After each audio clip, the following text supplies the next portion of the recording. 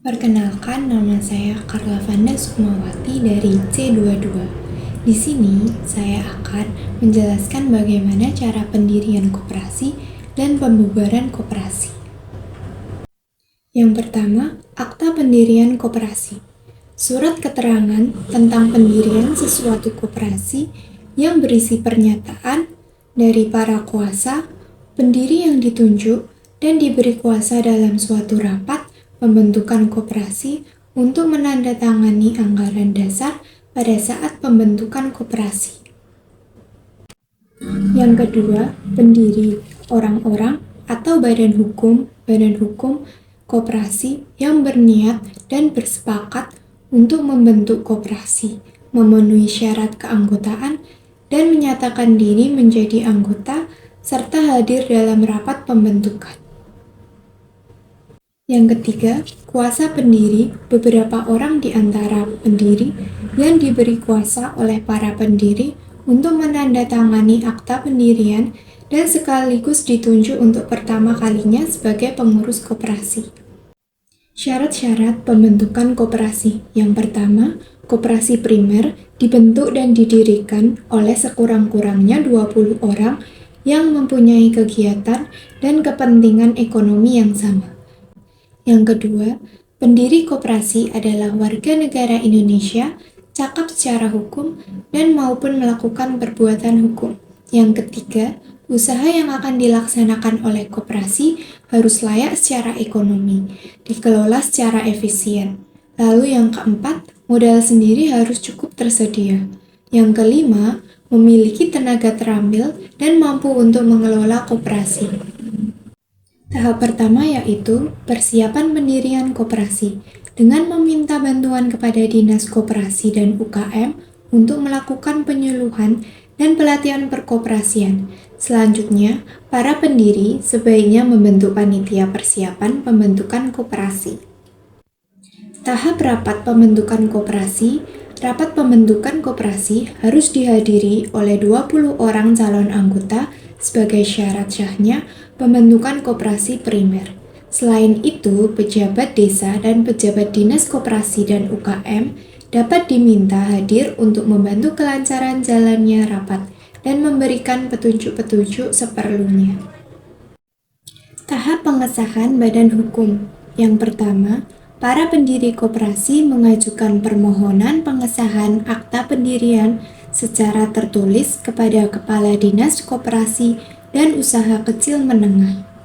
Yang kedua, membayar tarif pendaftaran pengesahan akta pendirian koperasi. Yang ketiga, diberikan bukti penerimaan apabila penerimaan pengesahan akta pendirian koperasi sesuai dengan ketentuan. Yang keempat, Kepala Dinas Koperasi dan UKM akan memberikan pengesahan terhadap akta koperasi apabila ternyata setelah diadakan penelitian anggaran dasar koperasi. Yang kelima, pejabat selambat-lambatnya 3 bulan terhitung sejak penerimaan permohonan pengesahan badan hukum dari koperasi yang bersangkutan harus telah memberikan jawaban pengesahannya. Yang keenam, akta pendirian dapat didaftarkan dengan nomor urut dalam buku daftar umum ketika akte pendirian tidak bertentangan dengan undang-undang koperasi dan peraturan pelaksanaannya.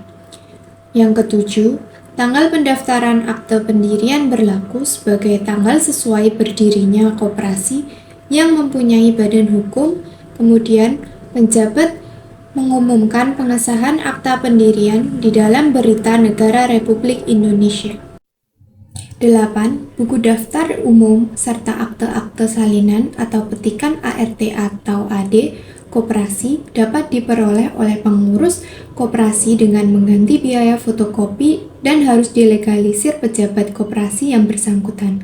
9. Dalam hal permintaan pengesahan akta pendirian ditolak, alasan penolakan diberitahukan oleh pejabat kepada para pendiri secara tertulis dalam waktu paling lambat 3 bulan setelah diterimanya permintaan. 10. Penolakan pengesahan akta pendirian para pendiri dapat mengajukan permintaan ulang dalam waktu paling lama 1 bulan sejak diterimanya penolakan. 11. Keputusan terhadap pengajuan permintaan ulang diberikan jangka waktu paling lama 1 bulan sejak diterimanya pengajuan permintaan ulang. Pembubaran koperasi. Terdapat dasar hukum pembubaran koperasi. Yang pertama, Undang-Undang Nomor 25 Tahun 1992. Yang kedua, Peraturan Pemerintah Republik Indonesia Nomor 17 Tahun 1994.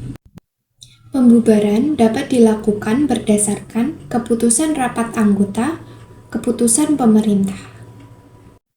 Pembubaran koperasi atas keputusan rapat anggota atau kehendak sendiri. Jika koperasi dibubarkan atas keputusan rapat anggota atau kehendak sendiri, maka langkahnya adalah sebagai berikut. Yang pertama, koperasi menyelenggarakan rapat anggota khusus pembubaran koperasi. Kedua, selanjutnya, pengurus akan menyampaikan keputusan rapat anggota tersebut kepada pejabat yang berwenang dengan disertai permohonan untuk pembubaran koperasi. Yang ketiga, pejabat kemudian mengeluarkan surat keputusan pembubaran dan menyampaikannya kepada pengurus koperasi. Dengan demikian, koperasi resmi dibubarkan. Pembubaran koperasi atas keputusan pejabat atau pemerintah. Sementara itu, Pasal 47 Undang-Undang Koperasi menjelaskan 1. Pembubaran dilakukan jika badan usaha koperasi terbukti telah menyalahi aturan atau lalai dari tanggung jawab yang sesuai dengan Undang-Undang Koperasi. 2. Pejabat atau pemerintah harus melakukan penelitian untuk membuktikan apakah koperasi tersebut memang menyalahi aturan dan layak dilakukan pembubaran secara permanen. Yang ketiga, pejabat akan mengirimkan surat pemberitahuan tentang pembubaran koperasi kepada pengurus. Yang keempat, jika dalam waktu 3 bulan sejak turunnya surat tidak ditemui adanya keberatan, maka koperasi pun bisa dibubarkan. Penyelesaian pembubaran. Waktu penyelesaian tidak lebih dari 2 tahun sejak tanggal dikeluarkan surat keputusan pembubaran.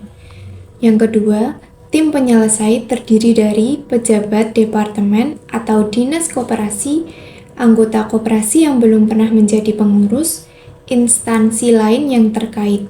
Lalu yang ketiga, adanya hak wewenang dan kewajiban tim penyelesai.